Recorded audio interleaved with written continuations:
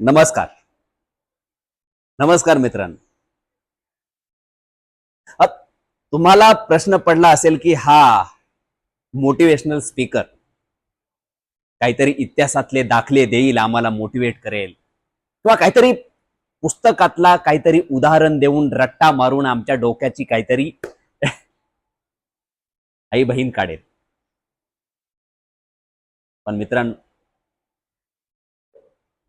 मला कुठल्याही इतिहासाचे दाखले किंवा पुस्तकातलं कुठलं तरी उदाहरण घेऊन तुमच्या समोर मला माझं ज्ञान पाजळायचं नाहीये.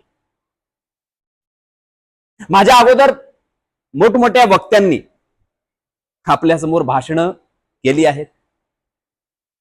त्यांनी त्यांच्या आयुष्यातली उदाहरणाची दाखले देऊन तुम्हाला काही गोष्टी समजावून सांगितलेल्या आहेत. पण मला वाटत नाही की माझ्यासारखा एक अपयशी IAS, IPS, DYSP, SP, PSI जो कधी झालाच नाही. तो का झाला नाही किंवा तो म्हणजे ही जी प्रोसेस आहे, ही जी UPSC MPSC ची जी प्रोसेस आहे, ती प्रोसेस पूर्ण करत असताना तो कुठे कमी पडला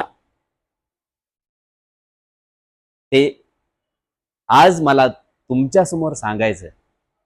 आणि मला वाटतं कुठलाही यशस्वी MPSC UPSC कॅन्डिडेट जेवढं तुम्हाला मोटिवेट करणार नाही, तेवढं मला वाटतं की जो कॅन्डिडेट या MPSC आणि UPSC मध्ये अपयशी झालाय,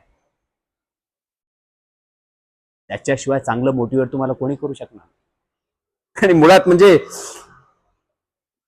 मित्रांनो, मला तुम्हाला मोटिवेट करायचंच नाहीये. खरं तर मला आज तुमच्या समोर बस गप्पा मारायच्या, माझे विचार मांडायचे. तर मला सांगा, फक्त एका प्रश्नाचं उत्तर द्या. मध्यरात्री जेव्हा सगळी दुनिया, सारं विश्व निवांत झोपलेलं असतं,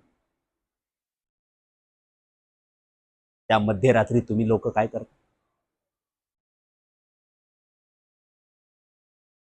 त्या पुस्तकासमोर, डोळ्यामध्ये झोप असताना सुद्धा त्या पुस्तकासमोर तुम्ही